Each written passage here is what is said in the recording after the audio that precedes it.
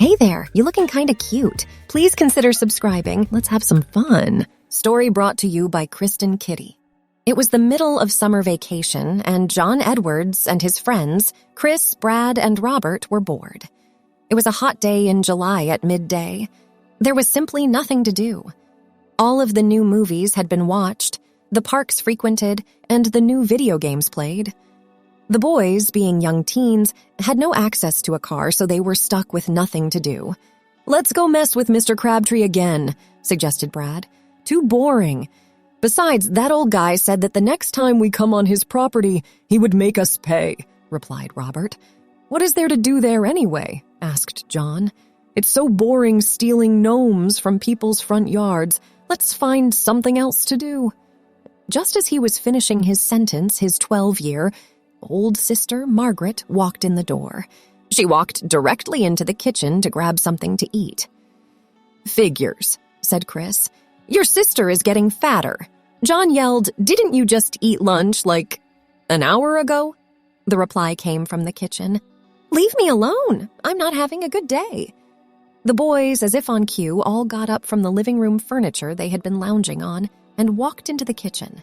They were so bored, all they could think about is to annoy her, making jokes about her weight and the food, as she grabbed some ice cream, and the boys thought it was funny to put salt in it. "Why did you do that?" she screamed. "You ruined it. Now I can't eat it anymore." Angrily, she got up. "I hate you all. Why can't you let me eat what I want?"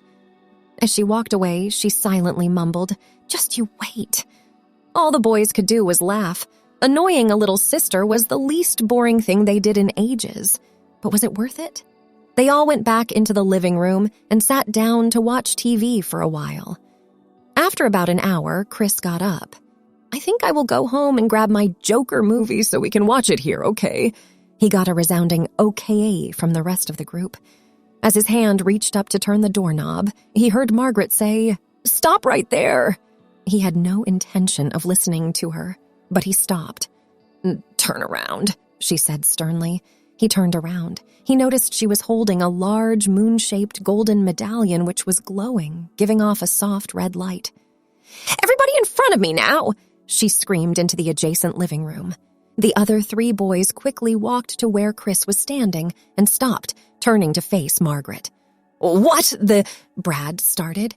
He was sharply cut off by Margaret. "No talking." Everyone was silent. Margaret started, "I told you all to stop. Not one of you had the balls to stop or even a thought to stop. So now, for the rest of your lives, none of you will have balls to do anything. This is the medal of sorach.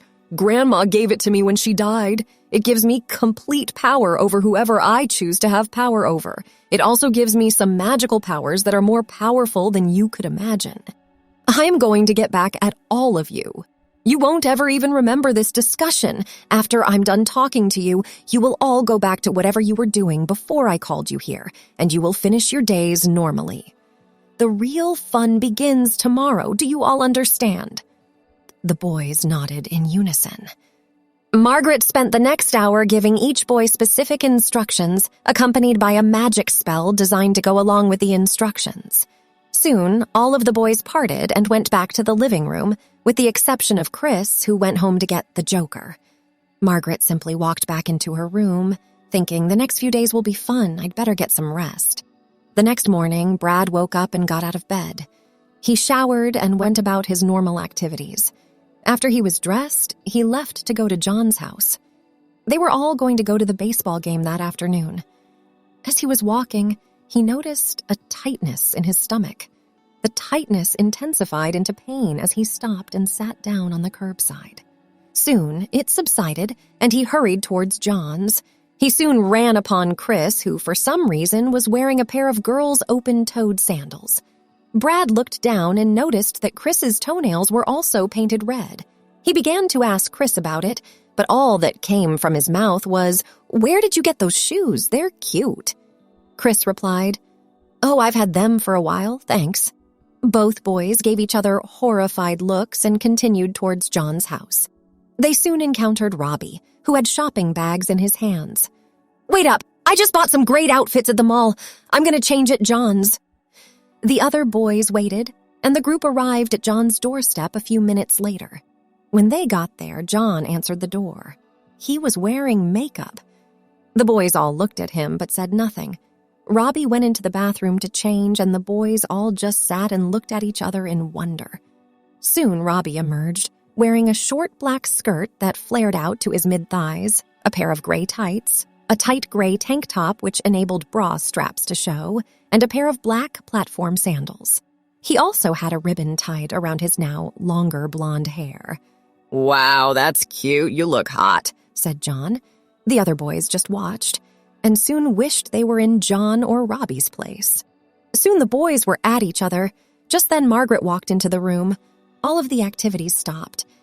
"Don't we all look ashamed and, might I add, pretty?" Margaret said before passing into the kitchen. The boys looked at each other and wondered what was going on, but soon remembered the baseball game they were going to attend. The rest of the day went by normally. The boys went to the baseball game and got more than a few strange stares. The next morning, the boys all met at John's house again, for no reason at all, at 11 a.m. John had grown a full head of brown hair, and his body seemed smaller. Robbie showed up wearing a tight-fitting pair of pink spandex shorts, along with a matching top and some pink and white Nike Air tennis shoes. Chris arrived at the door wearing a pair of women's sandals again, this time with a pair of white Daisy Dukes to accompany them. Brad looked very tired. His clothes didn't fit him anymore as his hips were widening and his frame was becoming smaller. Robbie had some news for everyone. "Everyone gather around," he said excitedly. "I talked to my mom and dad last night, and they are going to let me get a gender change operation early. I leave for it tomorrow. Mom's already made the arrangements. Isn't it great?" He did not even know what he was saying, but indeed he now knew he was leaving for the next morning. The rest of the boys were astounded, but all showed excitement and exchanged hugs with Robbie. The next morning, everyone, with the exception of Robbie, showed up at John's house at 10 a.m. Chris was wearing a leather miniskirt, a pair of black boots, which reached halfway up his calves, and a tight leather halter top. His bulge showed through his skirt, but his legs were bare of all hair and looked more feminine.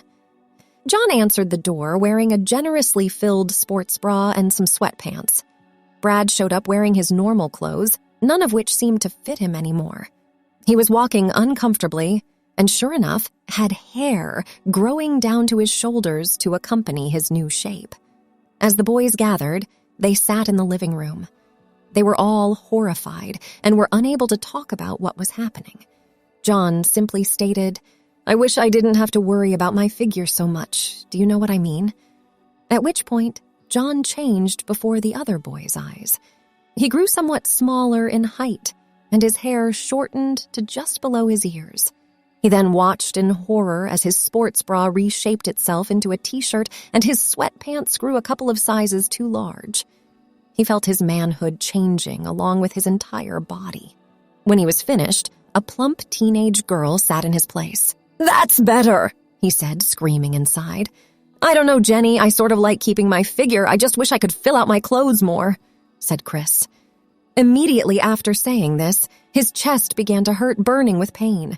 He felt a pushing sensation on his chest along with sharp pain that engulfed his feet. As he watched, his feet slowly reshaped themselves along with his legs, his hips, and his chest. He felt his arms growing shorter, yet more slender, as strawberry blonde hair cascaded to mid-shoulder length. He felt down with his freshly painted nails. "At least I still have a..." He never finished his sentence. Pain filled his manhood. He felt his hips swelling even more as more cushioning made itself evident on his bottom. "Well, Krista," stated Brad, "at least you're comfortable. I wish I had some clothes that fit me." As he spoke, his t-shirt tightened around his woman-like chest and formed a tight-knit, short-sleeve sweater. His underwear grew smaller. He felt his hair being tugged at until he had blonde hair reaching to his shoulders in a French braid. He felt his shorts fusing together to form a short plaid skirt. His socks moved up his legs and stopped just above his knees. He saw his watch became slender and feminine, matching his already feminized body.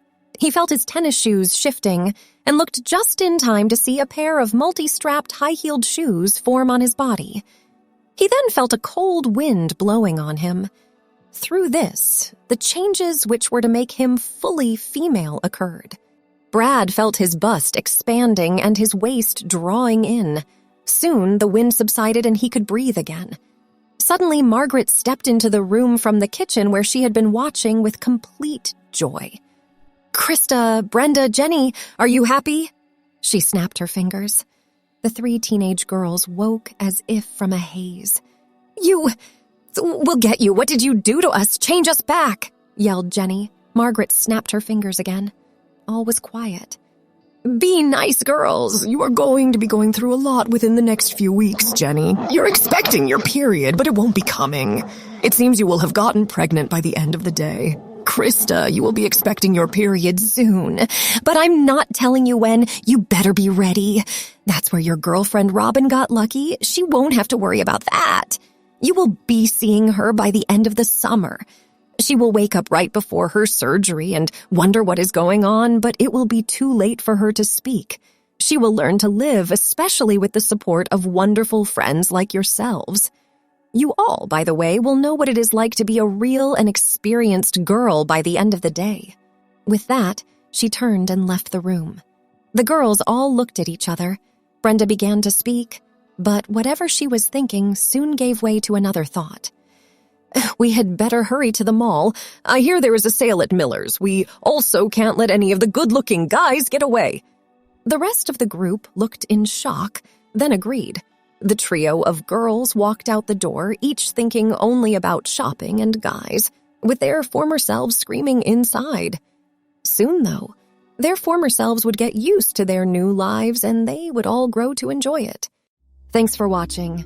Be sure to check out Patreon for early access and exclusive content.